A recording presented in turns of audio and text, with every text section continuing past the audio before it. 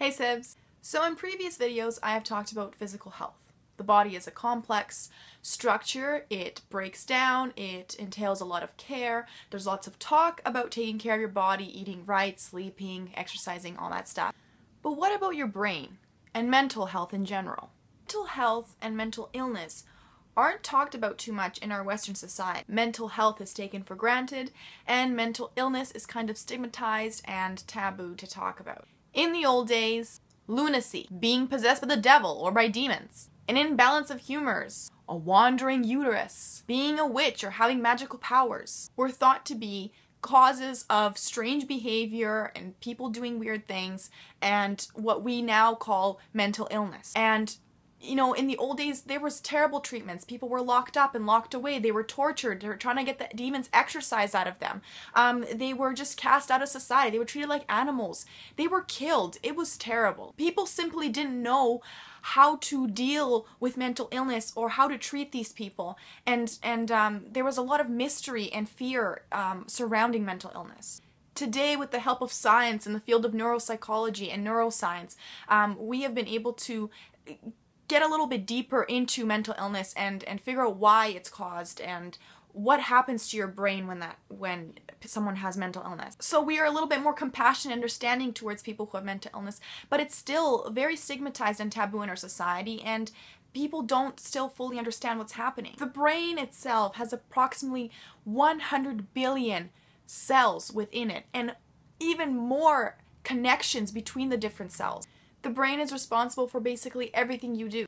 Without your brain, you wouldn't be yourself, or even alive. It's a complex machine, and think of any machine, from your car to your iPod to, your microwave. These things break down, and it just makes sense that once in a while the brain might have a glitch and not be itself. And as a result, you are not yourself. This is not something to be scared of or to fear. This is something that is inevitable, that makes sense. In Canada and America alone, about a quarter of the population has had or will have some kind of mental disorder in their lifetime. That's 1 in 4 people. Mental illness, for the most part, is curable. It's not always preventable because it's a combination of both genes and environment and the stuff you may take into yourself, but it's definitely curable in many cases, and it shouldn't just be left to just kind of fester and you be left to your own devices. And when you think about yourselves and your friends, high school students, youth in general, the most common cause of death in you folks is not car accidents. It's not alcohol or drugs. It's not, jumping off a bridge because your friends are doing it. It's suicide. Youth are self-harming, are committing suicide because they're depressed, because they have anxiety, because they have all kinds of other disorders, because they're bullied, because they cannot handle what's inside of them, and our society makes it a taboo to talk about what's inside of you. Which makes no sense, because if you had a broken arm, you wouldn't just walk around with a broken arm because it's embarrassing to have a broken arm and I don't want anybody to know that I have a broken arm. You would be rushed to the hospital and given a cast and x-rayed, and people would take care of you. There is such a stigma about mental illness. We need to stop making mental health and mental illness a taboo. We need to talk about these things. And if you are experiencing these things, you need to get help for yourself. One of my best friends has an anxiety disorder. She experiences panic attacks when her anxiety gets too overwhelming. And for a while, it was seriously crippling her life. She was really suffering and she didn't know what was wrong with her. So she went to a psychologist and she learned about her disorder. She started to get help and she started to get better. Because she has direct and personal experience with mental illness, I asked her to give my little Sibs some advice on what to do if you think you're experiencing a type of mental disorder and how to deal with it. These are her tips. The first thing to do is to get yourself some help. For the longest time, she didn't know what was wrong with her, and so that freaked her out even more. When she started going to a psychologist, she realized that there was something wrong with her in a sense, but that it was treatable and it wasn't going to be like this forever. Also, just like not all doctors are the same, not all mental health professionals are the same either. She had to go through multiple psychologists before she found the one that worked for her. Her second piece of advice is to be patient, both with yourself and with others. Sometimes it'll feel like, you go 1 step forward and 10 steps back. It might feel like you're not really progressing. Be patient with yourself. It's a process and it takes some time. Be patient with other people too.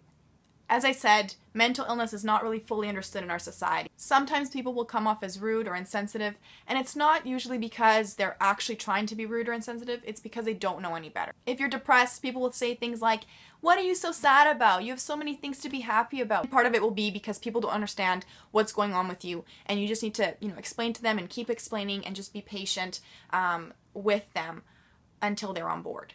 But ultimately, you have to take care of yourself, and that's her third piece of advice. Some days when it's just not working for you, when your therapy is not going really well, mental illness tends to make life much harder for people that are afflicted with it, and so even the stupid little menial tasks of everyday life get so hard. So if that's you, don't worry. Take some time to yourself, let it all go, tune out the world, and don't feel guilty about it. You can do this by distracting yourself, which is her fourth piece of advice. Distract yourself by engaging in an activity. She said yoga really helped her because it helped relax and to feel calmer. You can try a sport. You can do art. Anything that you like, that you enjoy doing, that helps relax you and make you feel at peace, do more of that. And her last piece of advice is watch your diet. What you put into your body affects not only your physical health, but also your mental health. So make sure you are giving your body and your brain what it needs so that it can take care of you and help you to be the best you that you can possibly be. And the rest of us, what can we do? Here are my tips for you. It really boils down to being supportive and helping that person help themselves. The most important thing to do is to make sure that that person gets help. Telling someone, hey, you should probably go get help or talk to a trusted adult, might work, but usually it's not enough. Sometimes you'll have to go with that friend and give them support and be there for them while they do the talking. Other times it might be you that has to go and talk to an adult. Whatever you do, make sure they actually get that help and that you don't just ignore the situation. And just a quick note on suicide. If you know someone who is suicidal, you have to act quickly and you have to make sure that they get the help that they need. And just like you would help out a friend who has crutches, be as helpful and as supportive and as encouraging as you can to anyone you know who may have a mental illness.